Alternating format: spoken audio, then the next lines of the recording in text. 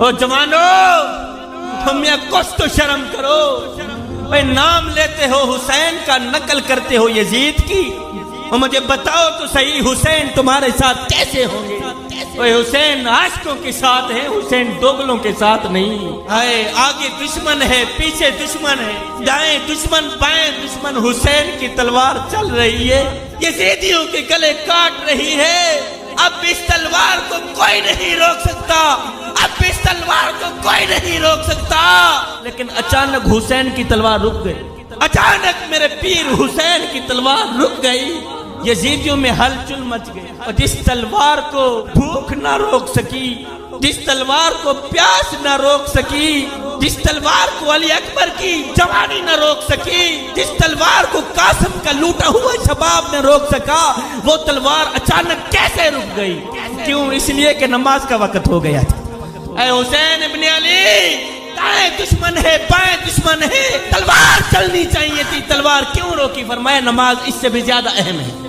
آج میری قوم کا نوجوان جب نماز پڑھنے کے لیے جاتا ہے تو دعا مانگتا ہے، یا اللہ مجھے کوئی اچھی گاڑی دے دے، مولا فلاں کو تو نے امیر بنا دیا، میں غریب رہ کے کوئی پیسہ بھی دے دے، اور میرے مالک یہ بھی دے دے، کوٹھی بھی دے دے، بنگلہ بھی دے دے، محل بھی دے دے، خوبصورت سا مکان بھی دے دے۔ نہ بندے نہ، اللہ کے جو نیک بندے ہوتے ہیں نا، ان کی نظر کرسی پر نہیں جاتی، اللہ کے نیک بندوں کی نظر پیسوں پر نہیں جاتی، اور جی ماشاءاللہ اللہ کے نیک بندوں کی نظر خزانے پر نہیں جاتی۔ نہ بندے نہ، اللہ کے جو نیک بندے ہوتے ہیں ان کی نظر تو خاتمے پر جاتی ہے کہ ہمارا خاتمہ ایمان پہ ہوگا یا نہیں۔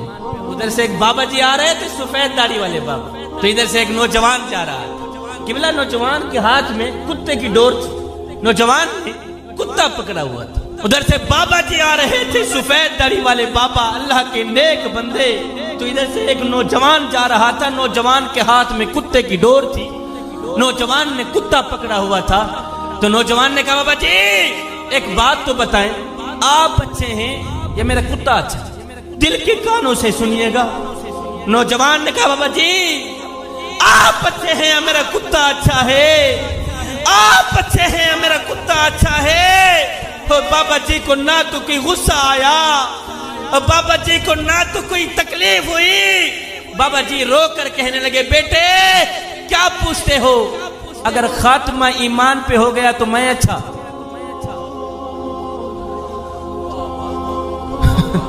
اگر خاتمہ ایمان پہ نہ ہوا تو پھر تیرا کتا اچھائی کی بازی لے ہی گیا۔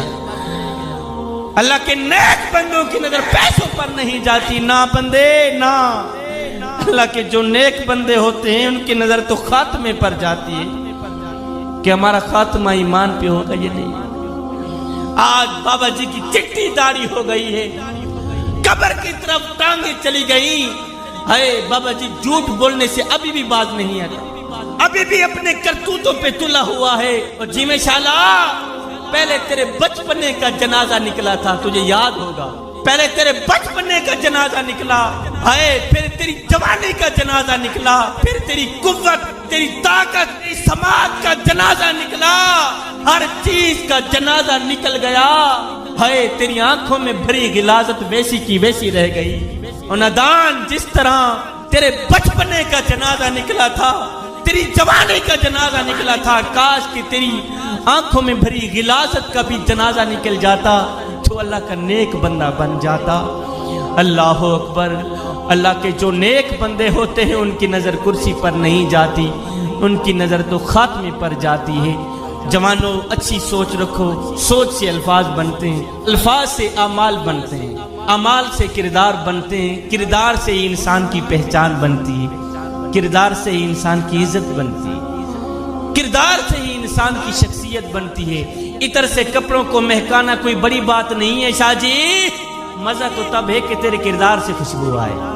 یہاں کی بات سن کر وہاں لگانا، وہاں کی بات سن کر یہاں لگانا، دونوں بھائیوں کو آپس میں جدا کر دینا، دونوں بھائیوں کو لڑانا، یہ تجھے زیب نہیں دیتا۔ تو حضرت انسان ہے، انسانوں والا کام کیا کر۔ یہ غیبت کرنا تجھے زیب نہیں دیتا، منافقت دل میں رکھنا تجھے زیب نہیں دیتا۔ تو حضرت انسان، غیبت کرنا تجھے زیب دیتا۔ انسان نے کوئل سے پوچھا، دل کے کانوں سے سنیے گا، انسان نے کوئل سے پوچھا اگر تو کالی نہ ہوتی کتنا اچھا ہوتا۔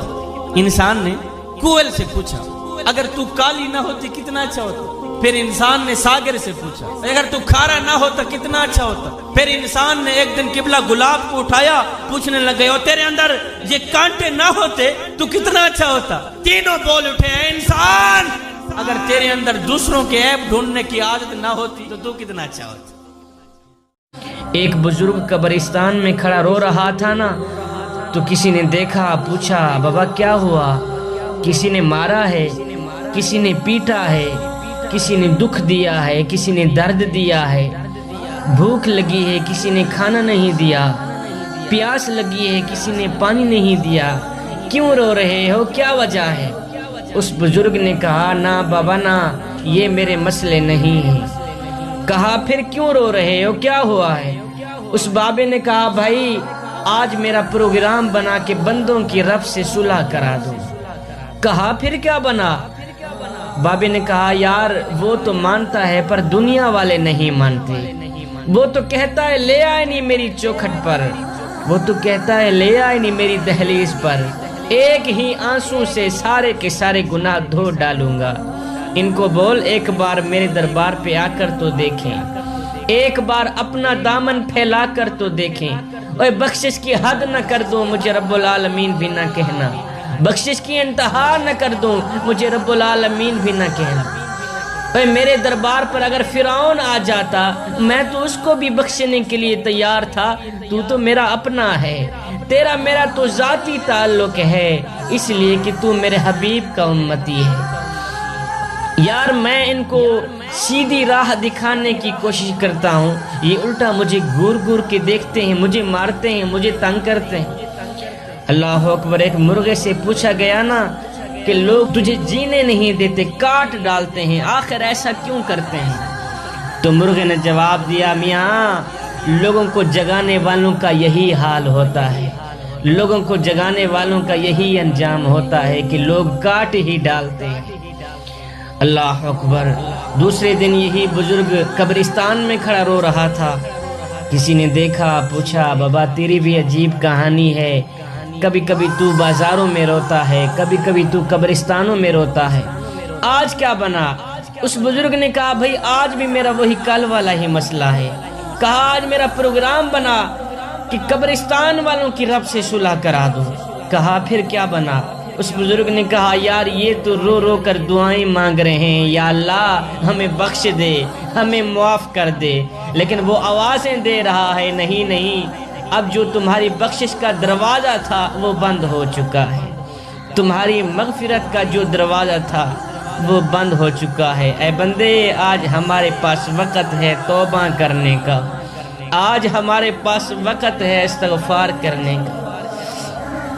ایک بادشاہ سیر کرتا ہوا دریا کے من سے گزرا تو ریت کے اوپر ایک فقیر بابا بیٹھا ہوا تھا۔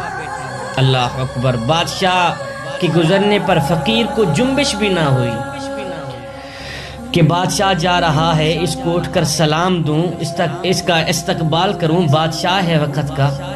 فقیر خاموش ہو کر ریت کے اوپر ہی بیٹھا رہا، بلکہ لیٹا ہی رہا۔ بادشاہ نے دل میں سوچا کہ شاید یہ فقیر مجھے نہیں جانتا۔ آخر بادشاہ بول ہی پڑا کہ فقیر میاں کیا حال ہے؟ اس فقیر نے کہا بادشاہ کوئی حال نہیں ہے، اللہ کی نعمتیں کھا کھا کر دانت ٹوٹ گئے ہیں، زبان اس کی ناشکری سے پھر بھی باز نہیں آئی۔ بادشاہ نے کہا فقیر میاں کیسی زندگی گزر رہی ہے؟ فقیر نے کہا جی کچھ آپ جیسی گزر رہی ہے، کچھ آپ سے اچھی بھی گزر رہی ہے۔ یہ سن کر بادشاہ حیران رہ گیا اور کہنے لگا شاید تم مجھے نہیں جانتے کہ میں کون ہوں۔ فقیر نے کہا میں جان گیا ہوں بادشاہ، تو بادشاہ وقت ہے، میں پہچان گیا ہوں آپ کو۔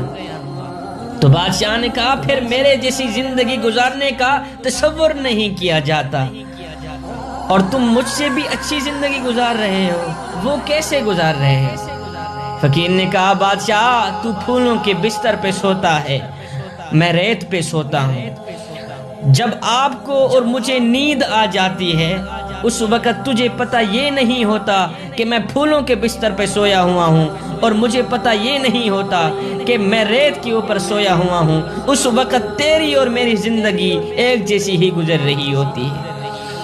اور اے بادشاہ سن، جب رات کا دوسرا پہر آتا ہے اس وقت تو سویا ہوا ہوتا ہے، میں نماز تہجد کے لیے مصلی بچھا لیتا ہوں، اس وقت میری زندگی تیری زندگی سے اچھی گزر رہی ہوتی ہے۔ جوانوں، اپنی زندگی کو مالک کی دہلیز پہ لے آؤ، اپنی زندگی کو مالک کی چوکھٹ پہ لے آؤ۔ اللہ اکبر، جوانی وہی ہے جو مالک کی چوکھٹ پہ گزر جائے، زندگی وہی ہے جو مالک کے دربار پہ گزر جائے۔ اللہ اکبر، اپنے دل کا تعلق مالک سے جوڑ لو، محبت اور پیار کا تعلق مالک سے جوڑ لو، اپنی جوانی کو دین کی راہ پہ ڈھال لو۔ میرے کریم آقا نے فرمایا میں اللہ کا حبیب ہوں، میں اللہ کا حبیب ہوں۔ پھر فرمایا صرف میں ہی نہیں، جو جوانی میں توبہ کرتا ہے وہ بھی اللہ کا حبیب بنتا ہے۔ آؤ اللہ کے حبیب بن جاؤ، آؤ اللہ کے دوست بن جاؤ۔ اللہ اکبر، جب تم اپنی ساری زندگی اللہ کے نام پہ کر دو گے تو پھر وہ ساری کائنات تمہارے نام کر دے گی۔